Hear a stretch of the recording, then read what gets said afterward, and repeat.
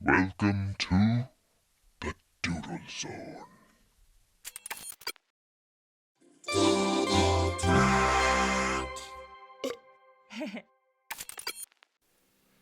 Ooh, what's up, all you doodles and doodlers out there, you schemers and dreamers? Welcome back to Doodle Talk. This is Doodle Talk episode 10. Yes, you heard me right. That is episode 10. We are officially in the double digits, and it feels good. Feels good, man. So, in honor of episode 10, let's make it a good one. Yeah? Alright, sounds good. So, keeping up with me, what I've been up to recently. Went to Yokohama for my birthday and saw the Chinese Spring Festival parade they had going on there, and it was really fun. Saw a lot of cool stuff. They blocked off parts of the street in the Chinatown district of Yokohama, which is a city in Tokyo, like closer to the bay. And I don't know, they just had so many different things. They had all the traditional kind of like Chinese Lunar New Year. I guess it's the festival that was going on was like the Chinese Lunar New Year, which goes from like the middle of January to roughly like the first week of February. It always ends around my birthday, which is really awesome. The old Asian calendars have my birthday is often like the first day of like spring for some of those like old calendars, traditional ancient calendars and stuff, which is really cool. I don't know, it just makes me feel good about my birthday, because I didn't know about that before I moved to Japan, because another Japanese holiday, Setsubun, is also normally it switches every now and then, but when I first came here, it was on February 4th a lot, which is my birthday, so that's cool. Recently, it's changed to February 3rd. I think it kind of alternates between a few days, just based on the calendar and how things line up. I'm not really sure, but yeah, Yokohama was a lot of fun. I made a reel and put up a little YouTube short of just a little montage of all the stuff that I saw. So if you are interested in seeing what it was like, go check that out and you can see it. Another thing is, recently I started reading JoJo. So it's been a long time coming, man. I started reading JoJo's Bizarre Adventure, and it's everything I thought it would be and more. If you don't know JoJo, then I suggest looking it up. I'm sure you've probably seen a meme or two over the years. It's been in serialization for a really long time. At least like 2025. Like, it's up there with One Piece, or even older, I'm sure. But I started from the beginning, and it's so awesome. Like, if you know JoJo, you know it's like over the top. And this is a cool thing because I already knew a lot about JoJo, the series, and had seen like clips from the anime and a bunch of memes, all the Dio memes, and there's probably the most famous thing right now is like the sound effects, the go go go go go go go, like the kind of rumble like sound effect that people use on a lot of like TikToks and on Instagram and stuff. It's kind of become like synonymous with like something intense, or making something dramatic, even if it's like just for funny effect or whatever. But yeah, JoJo is really cool. It's crazy because like I see the art style now, and it's still really similar, obviously, but it's changed so much over the years. And the crazy thing about I need to watch the anime too, because like the thing with the manga is like the first, I don't know, I'm like 50 chapters in or so. I finished the first part. I'm on the second part right now, and like the manga is so crazy because like the style is so cool and the drawings are like good, but the proportions are crazy. And it's like, JoJo, or like one of the characters' arms will be like, they're all kind of like muscly people and stuff like that, but like the arm will be like reaching around, and it'll be like some crazy, like, it's not even foreshortening where like naturally the hand appears bigger than the head. It'll be like this, and the hand is like 4 times the size of the head, like some kind of crazy stuff like that. It's definitely part of it, I feel like, is a stylistic choice, but yeah, it's super cool. I've been reading it, but some of my friends have been recommending that I have to watch the anime, so I'll probably start doing that soon. And then the only other thing that happened recently is YouTube rolled out their monetization of YouTube Shorts, which we're going to touch on later. So, yeah, not much else to say for now. So let's jump into the shout out of the day. Okay, so for the shout out of the day, it's another YouTube channel. It's called Lines in Motion.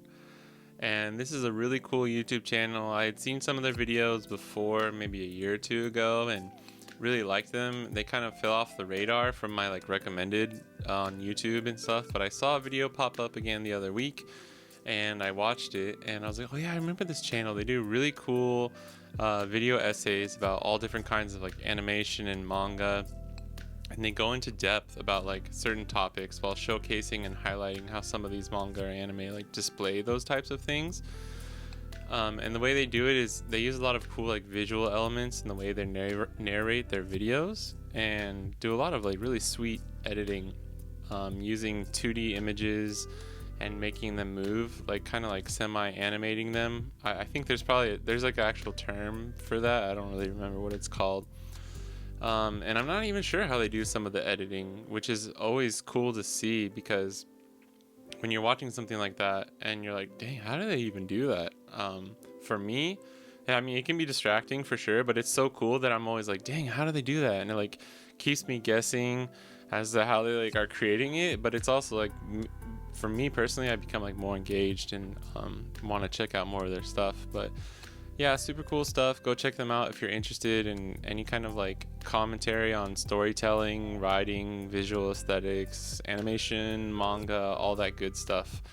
And let's jump into the first main topic of today. So today I want to talk about short form versus long form content, and like which one to focus on and how it applies to you and your art and your content that you create. But first, I want to take like a quick look at YouTube and their new monetization of YouTube Shorts. So with YouTube rolling out their monetization of YouTube Shorts, a lot of creators and artists had their hopes pretty high.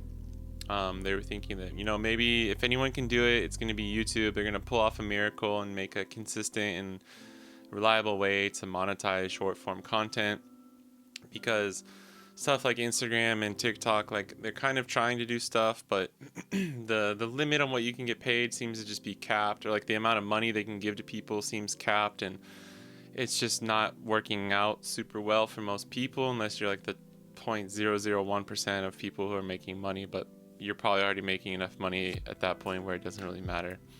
So unfortunately for YouTube Shorts, it also doesn't seem to be going super well. And I mean, short disclaimer here, I don't earn money from YouTube. None of my content is monetized, so I don't have a lot of experience in this field right now. But since my goal is to become monetized on here, I thought, I might have a good perspective of someone looking at this from the outside, hoping to eventually be monetized in the future. So if you're like me, I highly recommend doing some research on all of this and forming your own opinions with the data that's going to be coming out over the next year or so, while we wait to see how viable YouTube Shorts monetization will actually be. And if you are monetized on YouTube and you already know more than me, then I apologize for saying anything that's going to seem boring or whatever. But for most people, I think we're all at least just interested to see how this is going to play out, right? So it's, at the very least, it's going to be interesting to see what happens. And so from what I've seen in like the short period since they've rolled out the monetization of YouTube Shorts, it seems that most people have a problem with the amount they're getting on their RPM from those shorts. So for those of you who don't know, and I'm by no means am I an expert on this, there's basically two measurements. It's CPM and RPM, right? And the CPM is the cost per mil, the cost per 1,000 ad impressions before YouTube revenue share. And the RPM is your total revenue after YouTube's revenue share per 1,000 views. And basically, long story short, is CPM is like kind of the money that YouTube is making off the ads, and then RPM is the money you're taking home after YouTube's cut from your the money that they're making from your content, from your views, right?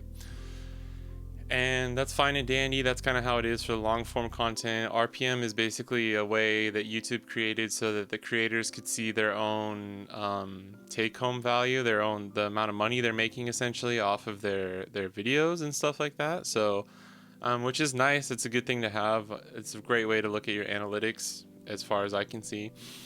But YouTube Shorts are a little different. And since it's impossible to just kind of slap an ad on every single short that you do, like in the same type of consumer targeted marketing that long form videos can take advantage of. Like, for example, if you have a guy who's making a wooden desk and, you know, it's a 15-minute long video, he's building a table or something. If you're at YouTube or you're an ad, like a marketing agency, and you want to make sure people are going to get the most value from your ads, you might find that your YouTube is going to take that video and pair it with ads for like power tools or, you know, woodworking stuff, right? So this is like a really effective way to use advertising, and in that sense they can actually, like, sometimes it can create a higher value for that type of video, so they can end up actually paying you more. There's a lot of factors that are going into all this, but that's essentially the gist of it. And YouTube Shorts can't do that, so they're basically just interjecting ads every so often and like pooling the money in a different way. It's kind of similar, from what I can tell, it's kind of similar to what like TikTok and some of the, like Instagram are doing, but essentially with the prospect of more ad revenue coming in, there's like essentially no cap to how high it can go. So like, I guess they're thinking like if it can do really well, they can end up paying people more, but at the moment right now it's just not the case, and it still seems way more lucrative to continue making money monetizing long form content over short form. And creators are like kind of showing this right now too. They're like showing off their RPMs that they're receiving from the shorts content, and like a lot of them are as low as like 2 or 3 cents per 1,000 views. So it took me a while to like kind of understand what all this means as well. But if you don't understand, it basically means like it would take like each of your shorts getting like millions and millions of views before you would even start seeing revenue of like $200 to $300 on a video. So, I mean, if you think of it as like, if you spent, you know, $100,000 making a long form content video, and this is not most people, this is just an example. This is like some Mr. Beast shit where he's spending like hundreds of millions of dollars, right, on a video. But I mean, yeah, it's like you're getting up to like, you know, 30 cents for 100,000 views or a million views. Like a million views is getting you like, if it's 3 cents per 1,000 views, a million views is giving you $300. And maybe that's fine if you like make tons of short form shorts and stuff, and like you get millions of views on all of them. But for most people that's not the case. So like to most content creators and artists out there right now, like that's basically laughable from what I can understand, and I can see why that would be laughable. And I mean, I don't want to hate on YouTube for trying to do this, because what they seem to be trying to do is like really, really good intentions, and the whole aspect of like we're trying to make it so that there is no cap and that we can pay our creators more and stuff like that is really good. And who knows, it just started, so it could get better, but like I think they kind of hyped it up a little bit and they're really hopeful, and then it's just like, I mean, when you look at the data so far, it's like, dude, no one can consist off of, you know, trying to make millions of views per video just to make $200-$300 for that video. Like, I don't know, it just seems kind of crazy. So hopefully it gets better. But and like this is kind of where my knowledge of everything ends for this. I'm still learning and figuring out how it works beyond all of this. But I would recommend, there's, you know, a bunch of videos, and one of the ones I watched was it's Colin and Samir, and they have they're like these two YouTubers, make a lot of good videos exploring like YouTube as a profession, following other creators, and a whole lot of other stuff. But they actually had Todd Sherman, who's the product lead for YouTube Shorts, and Renee Ritchie, who's a tech reviewer YouTube person. And I watched a lot of his videos. He makes a lot of like Apple stuff, and I really followed a lot of his content closely when like the M1 MacBooks and iMacs were coming out. He makes a lot of good stuff, and apparently he's like a liaison for YouTube, for like a liaison between like YouTube and other creators. But I guess he still is. I guess he's like technically working for YouTube. He did that thing where it's like he say like we at YouTube or like stuff like that, which was kind of weird. But I guess if you're like technically working for them, it's not that. It just seemed like it felt like a little cringe. I'm not gonna lie, and I really like Renee Ritchie, so I'll give him the benefit of the doubt. But yeah, I don't know. They didn't make it seem like they did a great job explaining some of the details and trying to flesh it all out for everyone, but at the end of the day, it also just seemed like two guys trying to do like PR and make it as like vanilla as possible. And like, I don't know, big corporations be doing stuff like that, you know. It'd be like that sometimes. But yeah, I do recommend checking the video out though, and like doing some research if you're interested in this stuff, because I'm still learning and figuring it all out too. But you know, beyond that, I don't want to get too into the weeds on this because I don't have experience being monetized on YouTube, and they just rolled out the monetized shorts, so it's still in the early stages, and any criticism I might have may not hold up over time. And I think we're all hoping that it becomes more viable as a source of income in the future, but who knows. So that's it for YouTube Shorts, and I do want to jump into another topic for this episode. So YouTube aside, and just focusing on short form versus long form content, how do you know which one is best for you, right? This is a question that you might be asking yourself, and it's a question I ask myself. Looking at it, like, short form content is so bingeable, and it seems to be the hot ticket right now. I mean, just look at TikTok and how many people have millions of followers, and there's a reason that short form content is being consumed so much, and why it's engaging, and why it attracts so many people to apps like TikTok. And there's a reason why Reels are taking over Instagram, you know. Whether you like it or not, these are things that are happening, and I just wanted to give a little bit of like my view on things and some advice maybe from my experiences, because I mean, well, I haven't been doing YouTube that long. I mean, I've been like making music and making art and posting stuff on social media since I was like, I don't know, 15. So I have at least like 15-ish years of experience of like being someone who has had personal profiles and stuff throughout the years, but have also mainly used social media as a platform to like promote my own art and stuff that I'm creating, you know. So I don't have experience of being like, you know, I don't have a million subs on YouTube, and I'm not a big person or anything like that, but I do have a lot of experience of like experimenting with things over the years, you know. I had Vine, I had Snapchat when those were big, you know. Vine went away, and then I remember when Instagram like first came out, and it was just like you take a picture, you put filters on it, blah blah blah. And you know, everything's changed so much over the years, and this seems to be kind of the current main change, is that like a lot of things are going from just image based content to short bingeable video content. And you can look at it as a bad thing, or you can look at it as a good thing, or you can look at it as both and try and navigate your way. And that's kind of the path that I'm kind of trying to go down.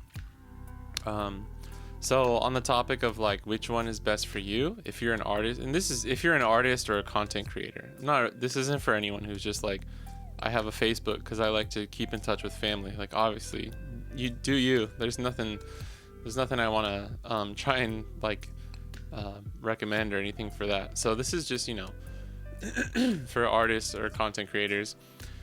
And basically, like, what I've learned from experimenting over the years with a bit of both of short form content and long form content is it kind of depends on what you feel most comfortable making and what you can get done in the time frame, the schedule that you can make for yourself, right? So if you're someone who likes to make little skits, little comedy sketches and stuff like that, little 1 minute, 2 minute skits, then obviously, like, the short form content, you're going to be more naturally adept at diving into that type of content, and you're going to be able to make that kind of stuff naturally, which is really good. So if you're already somebody who has that kind of leaning, like, lean into it, you know, it's going to be really good.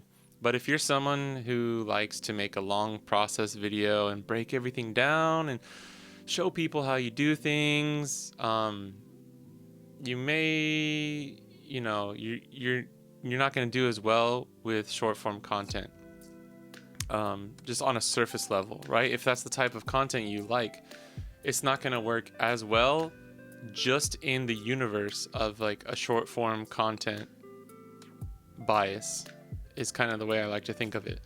So one piece of advice that I feel comfortable giving is like learning how to make a balance of the two and using each long and short form content to kind of like cross promote and lift yourself up.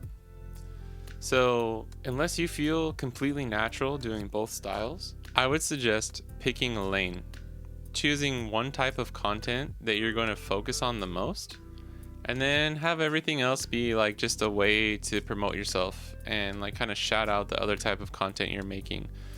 Or at the very least, just have like, if you like making short form content, that's what you make most of the time, but you're like, man, I'm tired of making these silly little videos and that's it. I want to also do like an expose, or like I want to do a video essay on the types of peanut butter. I don't know, whatever it is. Like, that could be a fun little side project that you do that helps you avoid like creative burnout, or it will like refresh your creative energy, get your juices flowing, and like make you inspired and motivated to keep working on the other type of content that you're normally making, you know?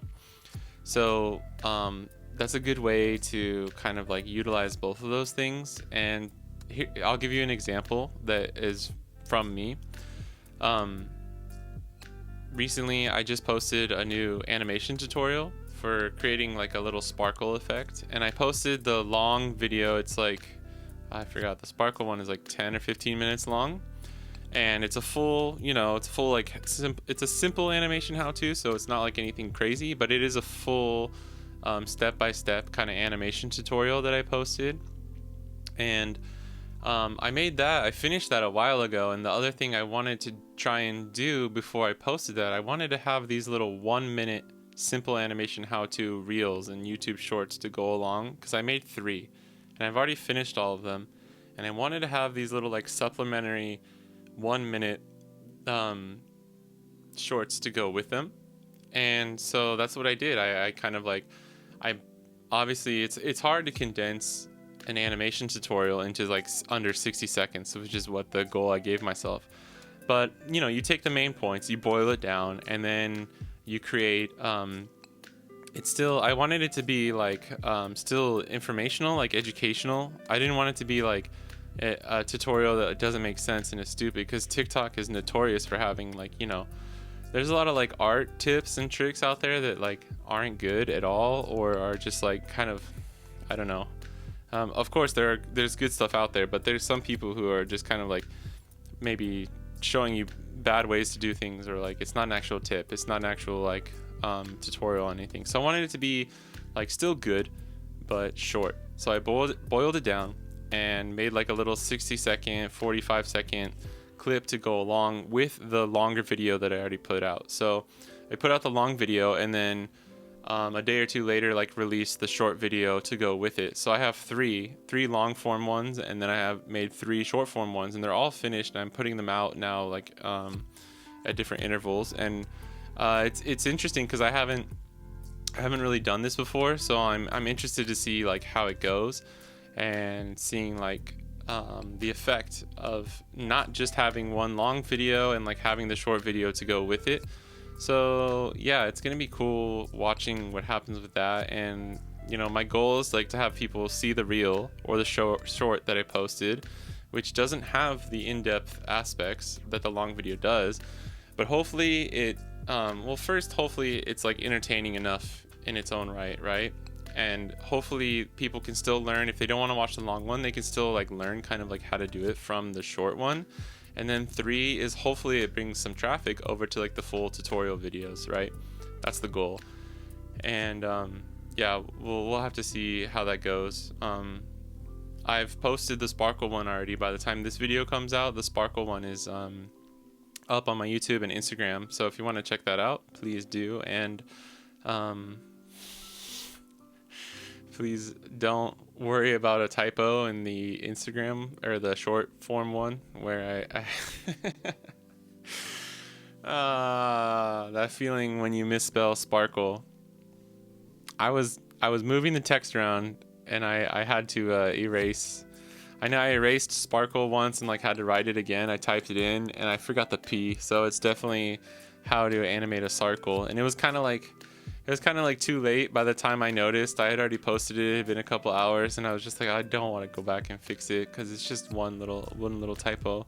My mom sent me a message and saying that I misspelled sparkle. So that was fun. I was like, yeah, I know. But hopefully it's our little inside joke, guys. Okay? Yeah? Okay. All right. I promise the other ones don't have any typos. Hopefully. But yeah, so like that's one way you can do it, right? That's one way that I'm trying to do it. There's a million different ways to experiment with like combining long form and short form. I mean, I think I talked about this before briefly, but another way to think of it is like you take an app, like say you're a streamer on Twitch or you make YouTube videos, right? Or even if it's Instagram, but the main two this probably works the best with is if you're a streamer or on YouTube, right? And you make a TikTok and you have like some clips from your videos or your streams that are pretty funny, like that you could go viral or already have gone viral in their own right, and you use that to kind of like promote yourself for your other channel. So you could put like a funny clip from your Twitch stream on TikTok that's really good, and like you edit it and make it really engaging. It could be a 15-second clip where like you fart into the mic and just bust out laughing, and you're playing a game or something and you get a crazy no scope headshot or something like that, and you clip that, you put it on TikTok. And because no one's gonna see you on Twitch, like it's really hard to get people to actually find you on Twitch, right? But people will find you in Reels and on TikTok and stuff like that. So you can use that video to then like be like, this is my content. Like you have the little funny clip and be like, link to your Twitch, or be like, I'm live on Twitch right now. And even if you're not, or post that every time you go live, post another clip or something. And from what I can tell is it works a lot for people. It works really well for people. So that's just like another example, and there are so many different little like tricks that you can try and do, and you don't have to like, I mean, none of these things have to be like you selling out, that's the other thing where like I feel really uncomfortable. I mean, I feel weird making a freaking YouTube thumbnail that has my face on it, like I'm not weirded out about like my own voice or face or anything, but it is weird to like cross over into the like clickbaity territory, which is a topic I want to do a podcast on. So we'll definitely be touching on that subject more in depth. But yeah, you can do it in a way that's not going to be clickbaity, and it's not going to be shilling out. And I mean, this is kind of getting into like, I want to close things out here, kind of talking about this last little part. So it's like in a world where short form content is king, I just want to say, like, don't forget that long form content is still incredibly valuable, and for the time being is actually more monetizable. So finding what works best for your own lane or niche is important, and that's what's going to dictate how digestible your art or content will end up appearing to the people who are watching you, right? So it's good, don't knock one or the other, but instead kind of use them to your advantage. I mean, the worst thing you could do is you want to become a full-time artist, musician, creator, YouTuber, Twitch streamer, whatever, what have you, and you don't want to adapt and change with the times. So for every 1,000 people that sit there and complain about social media apps changing and the algorithm, and there are complaints that should be had, and like there are definitely some good points being made about all these things, especially about algorithms and stuff like that, people not getting the traffic that they used to. But for every 1,000 people that are just sitting there complaining, not doing anything about it, there's 1, 2, or 3 people that are not complaining, and they're figuring out new ways to utilize these changes and have it benefit them without any kind of woe is me, or blaming a multi-billion-dollar company on your lack of success, which is kind of funny. Like, you can't do that. Like, these platforms are here.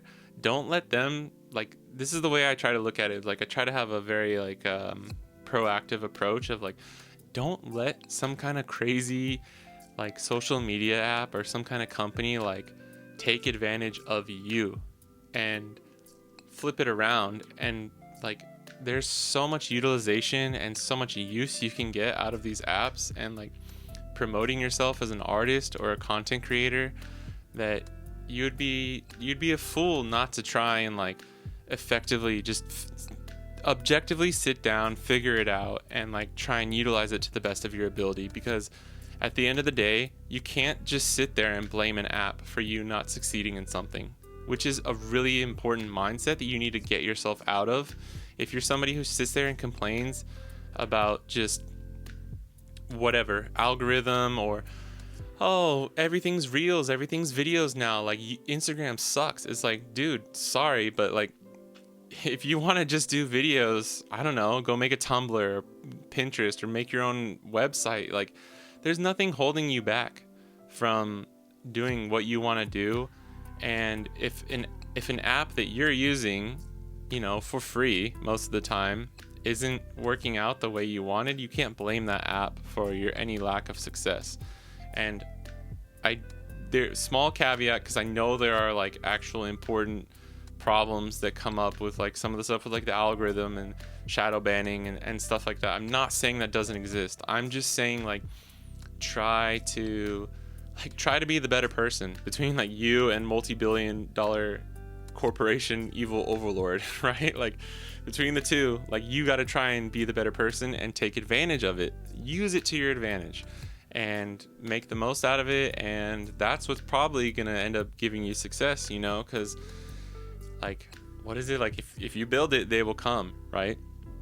If your shit is so good that people just want to come and watch your content or see your art, like, it's gonna happen, you know. So like, don't use anything as a crutch. Don't let it get in your way. And you know, utilize these things to your own benefit. So that's all I want to say, is like, don't forget to experiment and have fun with it all, because otherwise it's just going to drive you crazy, or at the very least it's going to make you a bitter person who in the end isn't contributing anything to the art world or to whatever scene or to whatever, to the world, you know, in a positive way. So that's my 2 cents. That's all I want to say on that topic for now. It would be fun to kind of come back and look at this in the future, and see if I still have the same opinions, you know. It could change, it might not, but for now, that's kind of where I'm at on all of this. And I would just, you know, the main takeaway from this episode, definitely just like experiment with long form and short form. And just because short form and bingeable videos are like kind of the hot thing right now, don't forget that like this kind of stuff always changes. And the reason it changes is because people innovate, and they take whatever content is popular and innovate it in their own way, and that's what becomes the next popular thing. So don't forget that as you try to make your own stuff, you know. But yes, that is my 2 cents. That's going to be it for this episode, and I will catch you guys in the next one. Peace.